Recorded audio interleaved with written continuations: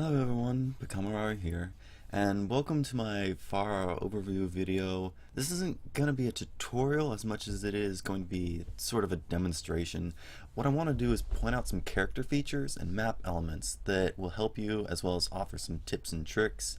The way I play Pharah is very specific to who I am, and I don't expect anyone to be able to use her the way that I do in this video, but I hope I can provide some information that may help those that are trying to get better at her and kind of invigorate some people to kind of see things in a different way. You guys know all the basics. You know how to hover in the air by just tapping space. You know how to use perches to refill your jump jet meter.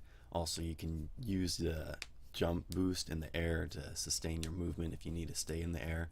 Also, you know, the concussive blast isn't just for booping enemies off the map, it's also useful for moving yourself around the map very quickly. You know how your basic splash damage works and how to lead your shots. What you're looking in this video is something different, something special. And I can't say that I'm here to help you figure out new ways to improve your game and make it better, but I can definitely tell you some stuff that I've learned and stuff that helps me out, and maybe that'll help you. So let's go ahead and get started. The first thing you need to keep in mind is that you are not shooting the enemy but where they would be. And I'm not just talking about leading your shots, I'm talking about zoning and using the splash damage to create a hot zone where you either don't want them to be or where they probably will be. This comes from experience and just learning how enemies move. Generally, you can narrow these down to control points and payload paths, but you can also learn the paths in between, where the run through in order to get to and from the point, and how to keep them from cover. Doorways are an excellent example of this, and a great place to spam in order to prevent enemy movement, or in order to foresee a shot where they could possibly move through it. Because of your slow moving rocket fire and splash damage, you are not going for critical hits. Don't worry, they don't work anyways. Your job is to bring the heat and make the enemy second guess their movement and positioning. Because of your knockback, you can move enemies off course, sometimes even juggling their position so they continuously run headlong into your line of fire. Because your rockets have splash damage, which means they cause damage in a small radius of wherever they hit, there really is no reason to try and hit enemies directly. Instead, you should stay focused on where they stand, literally. I'm not just referring back to their line of movement, I'm literally telling you to shoot the ground. By aiming at their feet, you are more likely to actually land some sort of damage on them by causing your rocket to explode off the wall or the ground near them, rather than actually trying to hit them dead on. This actually makes a lot of sense when you think about it from a design standpoint, and being a flying character, you have a completely unique way of viewing the battlefield. And by being able to shoot straight down onto enemies, you can really shake them up and jostle them about, literally, making them scatter helplessly. Once you get the idea down that you are painting the landscape in fire, the way you fight changes drastically. You really see the environment in a different way, as it is your ally in this battle, and you have to know it extensively.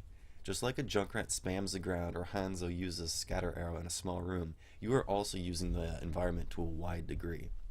This also brings up the point of what to do when you are flying in the air and how to dodge. The first thing you will realize is that standard cover does not affect you, so you can attack people that would normally be safe from standard ground troops, because your raised angle of fire allows you to attack certain areas, while at the same time there is not a lot of places for you to hide. People always tell you to dodge from side to side, but this is a very easy to read pattern, so instead always be circling, as it adds another angle of movement that people have to predict. Also, don't be afraid to drop down, just let your healers have a break. This by no means that there is absolutely no cover for us aerial combatants, we just have to be more creative. Sometimes just being high above the action doesn't make us invincible. In fact, it makes us a target and very vulnerable. That's why there are several features throughout all the maps that can be used to our advantage with some ingenuity. Take this bridge as a simple example, providing cover, so to speak, as we dip in and out of sight line and fire some rockets at the unsuspecting enemy. Just hover about and you are bound to find something that you can use. From pillars to large signs, or even extensions off of buildings that seem to have no purpose.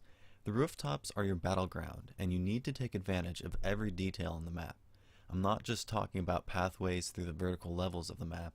If you just take some time to explore the maps and take in all the little details, you will find some really interesting features that you may not have noticed before. Learn to weave in and out of the map itself and traverse it expertly, and not just focus on standing on the point. There are useful elements to every map to discourage enemies or prevent them from following you. Even if it may not block bullets, there are plenty of things that impair vision, forcing them onto your terms as you move about. So be crazy and reckless. Keep them guessing. Remember, you are not restricted to the standard rules of engagement. So the next time you're up there, keep thinking of new ways to be moving around. You are a wild card and can show up anywhere at any time, so don't let them prepare for you. Instead, own the skies. Show them who's boss. I hope I've helped you think of things a little bit differently and offered some good advice. Be sure to find out what works with you and just keep working at it. Just remember that everything keeps changing, so just stay afloat and keep reigning that justice. Pakamarari out.